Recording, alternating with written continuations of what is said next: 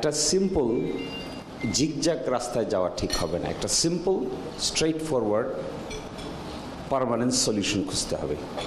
আমি বলছি যে সলিউশন আমরা খুঁজছি, তার অবজেক্টিভটা কী? তার অবজেক্টিভটা হলো আমরা সকলেই এই ভ্যাকুয়াম ফুলফিল করতে চাই, কনস্টিটিউশনালি গ্যারান্টি করতে চাই, ভবিষ্যতে আদালতে গেলেও যেন এটা আপহেল্ড হয়, এই জন্য একটা স্ট্রংগেস্ট রাস্তা বের করতে চাই। আমার ধারণা this is the purpose of the discussion. আমরা ধরেই নিচ্ছি আমাদের অবর্তমানে কোনো না কোনো দিন এগুলো আদালতে উঠবে, অতীতেরগুলো যেভাবে উঠেছে। তা যদি হয় তাহলে রুটটা কী হওয়া উচিত? সেই রুটটা আমার বিবেচনায় সিম্পল রুট হওয়া উচিত। জিগজ্যাগ রুট যত করব তত বাঁকে বাঁকে মিস্টেক হবে, বাঁকে বাঁকে ডিফিকাল্টি তৈরি হবে। সেই রুটটা কী হওয়া উচিত? ফার্স্ট কথা হলো, এই গভর্নমেন্টের ম্যান্ডেটটার ব্যাপারে আমার ধারণা এখনও কিছু কনফিউশন রয়ে গেছে, যে কারণে বোল্ড স্টেপ গভর্নমেন্ট নিতেও চায় না। গভর্নমেন্ট নিতে পারে বলে গভর্নমেন্ট মনে করে কি না, এই ব্যাপারেও আমার সন্দেহ হয় আর কি। 5 তারিখে চলে যাওয়ার পরে ক্ষমতার উৎস কী? 5 তারিখে চলে যাওয়ার পরেই ক্ষমতার উৎস জনগণ।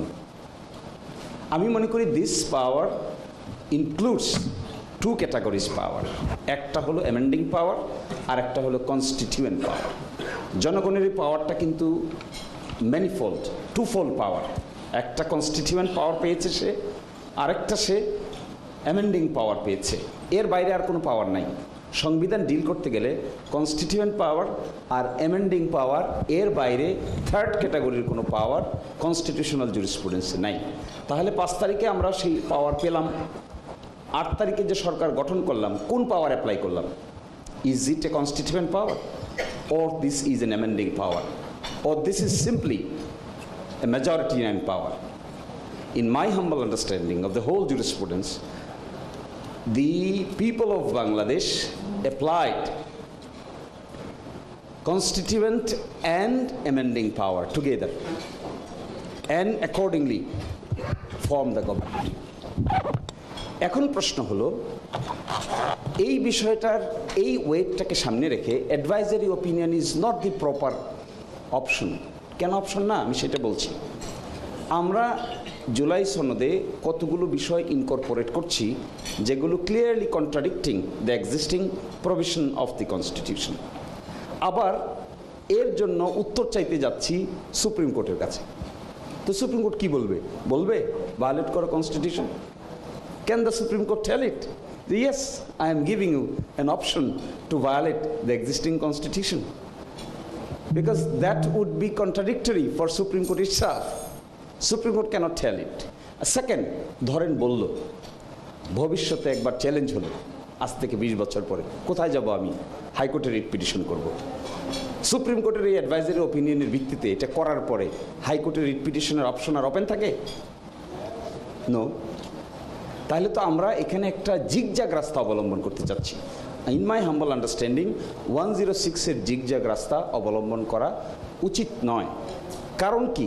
জনগণের পাওয়ারটার মধ্যে কনস্টিটিউয়েন্ট পাওয়ার এবং অ্যামেন্ডিং পাওয়ার ধারণ করেই গভর্নমেন্ট আছে। এখন প্রশ্ন হলো, আমরা যে কয়টা গুরুত্বপূর্ণ প্রপোজালকে এখানে অ্যাকসেপ্ট করাতে চাই, তার মধ্যে একটা হলো changes in the fundamental principles of state policy, সনদের মধ্যে আছে, এবং প্রিয়াম্বল। একই সাথে আছে বাই ক্যামেরাল পার্লামেন্ট, একই সাথে আছে decentralisation of the supreme court. তো this are the basics of the constitution. Supreme court cannot tell যে violating the earlier basic structure you can formulate basic structure in this way. Supreme court 106 এই কথা বলতে পারবে? আমরা তো supreme কোর্টকে একটা ডিফিকাল্টিতে ফেলতে যাচ্ছি। এই কাজ করলে supreme court will be in serious difficulty. Supreme court for god nose, supreme কোর্টের সামনে 2টা অপশন আছে। এরকম সময় এরকমও অপশন আছে, সুপ্রিম কোর্ট বলে দিবে এই ব্যাপারে আমরা মতামত দিতে রাজি নই। কেন বলবে এটা? আমার ধারণা লাইকলি এটা বলবে। এই জন্য বলবে কারণ বলতে গেলে তার যে ওথ, সে যেভাবে গঠিত হয়েছে, সেই কনস্টিটিউশনের প্রভিশনকে ডিসমেন্টেল করার জন্য তাকে মতামত দিতে হবে। ইন মাই ভিউ সুপ্রিম কোর্টের এই ক্ষমতা 106-এ নাই। আর 106 ইজ নট দি জাজমেন্ট। এটা কোনো জাজমেন্টও না, এটা কোনো বাইন্ডিং নেচার নাই, এটা মেয়ার অ্যান্ড ওপিনিয়ন। এর বাইরে তার কোনো গুরুত্ব নাই। এখন আসেন তাহলে এটা করণীয়টা কি? করণীয়টা আমার বিবেচনায় এই যে কনস্টিটিউয়েন্ট অ্যান্ড অ্যামেন্ডিং পাওয়ার সরকার পেল, আমরা যে এখানে বসে আলোচনা করছি কনস্টিটিউশনকে ভায়োলেট করার জন্য, এই ভায়োলেশন কনস্টিটিউশনটাকে এক্সিস্টিং মেকানিজমে কোনো অর্গানের হাতে দেওয়া ঠিক হবে না। এখন জুডিশিয়ারি যে organ, can the judiciary violate its own mandate?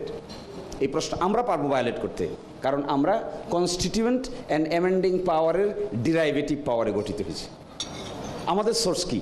আমাদের সোর্স হলো 5ই আগস্ট। 5ই আগস্টের পরে জনগণ, জনগণ থেকে কনস্টিটিউয়েন্ট পাওয়ার, অ্যামেন্ডিং পাওয়ার, আমরা হলাম ডিরাইভেটিভ পাওয়ার। ওই পাওয়ারের বলে ঐকমত্য কমিশন। এই জন্য আমরা এই আলোচনা করতে পারছি। সুপ্রিম কোর্ট এই আলোচনা করতে পারবে না। সুপ্রিম কোর্ট তো ডিরাইভেটিভ পাওয়ারের বলে গঠিত হয় না। সুপ্রিম কোর্ট গঠিত হয় কনস্টিটিউশনের আর্টিকেল 94-এর ম্যান্ডেট অনুযায়ী। ওই ম্যান্ডেটে সে বলতে পারবে না যে আবার হাইকোর্টকে ভাগ করে জেলা লেভেলে নিয়ে, বিভাগ লেভেলে নিয়ে যাওয়া হোক। এই ব্যাপারে তার সাথে 8th অ্যামেন্ডমেন্টের রায় দিয়ে দিয়েছে আগে। সে বলছে না, ইট ইজ নট অ্যালাউড, এবং নিয়েছিল, ঘুরে আবার ব্যাক করে নিয়ে আসছে। এখন যদি আমরা এই কথা বলি তাহলে it would not be proper. Supreme কোর্টকে তো আমরা ডিফিকাল্টিতে ফেলে দিব। সুপ্রিম কোর্ট বলেই দিতে পারে যে এই ব্যাপারে আমরা 8th অ্যামেন্ডমেন্টের যে রায় দিয়েছি 106-এর অধীনে ওর কন্ট্রাডিক্টরি কোনো অপিনিয়ন আমরা দিতে পারবো না। তখন কি দাঁড়াবে? কিন্তু আমরা পারবো এই কন্ট্রাডিক্টরি অপিনিয়ন দিতে, কারণ আমরা সোর্সটা ডিফারেন্ট, সুপ্রিম কোর্টের সোর্সটা ডিফারেন্ট। এই জায়গা থেকে আমরা মনে করি স্ট্রেট ফরওয়ার্ড সলিউশন হলো একটা জুলাই সনদ বাস্তবায়ন আদেশ জারি করা। এই জুলাই সনদ বাস্তবায়ন আদেশের মধ্যে ডিসেন্টিংয়ের পার্টে একটা কথা আসতে পারে, কিন্তু আমাদের ধারণা dissenting opinion does not have any binding force. Dissenting opinion কখনো ফোর্সফুল এক্সিকিউটিভ অপিনিয়ন নয়। আমাদের তত্ত্বাবধায়ক সরকারের মামলায় 4:3, 4 জন ছিল এক পক্ষে, 3 জন ছিল আরেক পক্ষে। 4 জনের সিদ্ধান্তের ভিত্তিতে বাদ হয়েছিল। ওই 3 জনের অপিনিয়ন ছিল বাদ না করার, কিন্তু শেষ পর্যন্ত এক্সিকিউট কোনটা হয়? এক্সিকিউট হয় হলো মেজরিটি। ফলে ডিসেন্টিং এখানে থাকা কোনো প্রয়োজন আছে বলে আমি মনে করি না। আমাদের দেশে এখন পর্যন্ত 3টা গণভোট হয়েছে। একটা গণভোট হয়েছে হলো শহীদ প্রেসিডেন্ট জিয়াউর রহমানের আমলে। এই গণভোটের ল্যাঙ্গুয়েজটা এখানে আছে। ল্যাঙ্গুয়েজটা ছিল এটা যে আপনারা শহীদ প্রেসিডেন্ট মানে জিয়াউর রহমান, মিস্টার জিয়াউর রহমান কর্তৃক গৃহীত নীতি এবং কর্মকাণ্ডের সহিত একমত কি না? জনগণ বলেছে হ্যাঁ। এরশাদ সাহেব আয়োজন করেছিলেন এটা। আরেকটা আয়োজন করেছিলাম 1991 সালে। 91 সালে আমরা আয়োজন করেছিলাম যখন প্রেসিডেন্সিয়াল ফর্ম থেকে 12th অ্যামেন্ডমেন্টের মাধ্যমে আমরা পার্লামেন্টারি ফর্মে আসলাম। তখন রেট্রোস্পেকটিভ এফেক্ট দিলাম। আমরা রেট্রোস্পেকটিভ এফেক্ট দিয়ে একটা গণভোটের আয়োজন করে অ্যামেন্ডমেন্ট পাস করলাম। কারণ ইলেকশন যেটা হয়েছিল ওটা হয়েছিল প্রেসিডেন্সিয়াল ফর্মের অধীন। তখন পার্লামেন্টারি ফর্ম বলতে কোনো ফর্ম বাংলাদেশের সংবিধানে ছিল না। কিন্তু যখন আমরা অনুভব করলাম, বেগম খালেদা জিয়া ইনিশিয়েট করলেন যে না, পার্লামেন্টারি ফর্মে চলে যাবেন, প্রেসিডেন্টের ক্ষমতাকে খর্ব করে ফেলবেন, তখন তিনি প্রয়োজন বোধ করেছেন যে এই কাজটা করার আগে একটা রেফারেন্ডামের আয়োজন করবেন। এই প্রশ্ন তিনি মানুষকে জিজ্ঞাসা করলেন। সম্ভবত 88 বা 89% মানুষ একমত পোষণ করলো।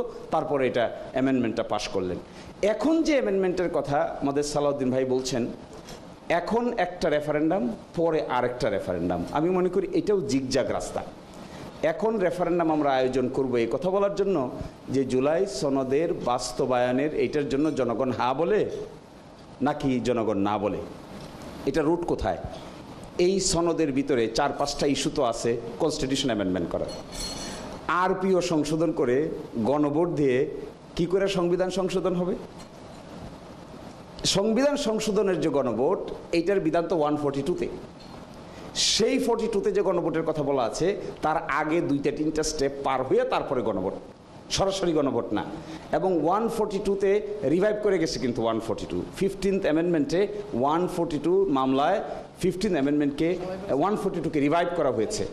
যদি এই পজিশন দাঁড়ায়, আমি কেন এই কথা বললাম? আমি বলছি যে এই রাস্তাগুলোকে জিগজাগ মনে হয়। স্ট্রেট ফরওয়ার্ড রাস্তা কি হওয়া উচিত? তাহলে স্ট্রেট ফরওয়ার্ড রাস্তা হলো this government is holding constituent and amending power. We are holding derivative power. This government can proclaim or issue an order, July Sanad Bastobayan order.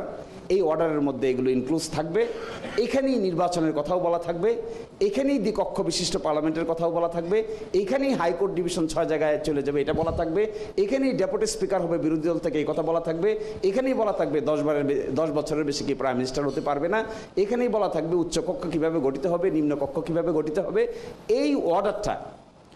এই অর্ডারটাকে বাস্তবায়ন করার জন্য যদি এমন হয় যে ন্যাশনাল ইলেকশন যখন হবে একই সাথে এটাকেও রেফারেন্ডামে অ্যাপ্রুভ করে নেওয়া, তাহলে that may be N easiest রাস্তা।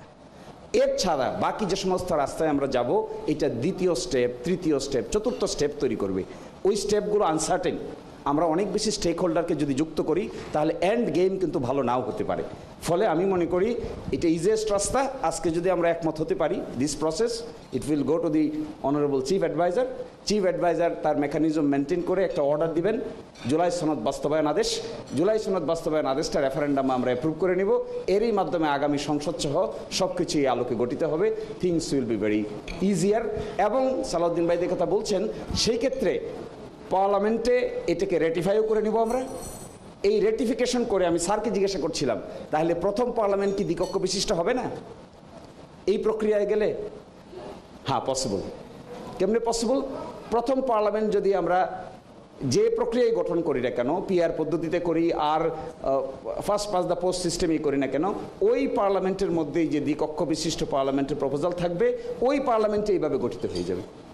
যে প্রক্রিয়ায় নেই না কেন আমরা, প্রক্রিয়ার ব্যাপারে আমি কোনো কথা বলছি না, কারণ প্রক্রিয়ার ব্যাপারে ডিবেট আছে।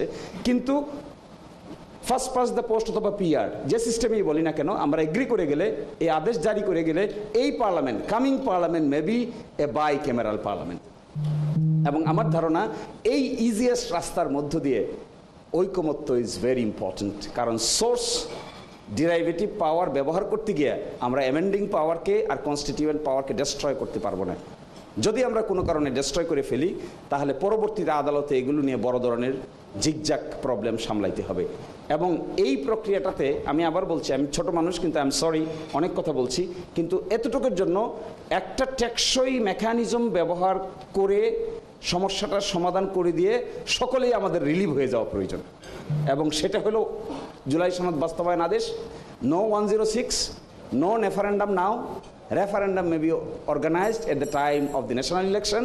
Next parliament will be bicameral parliament.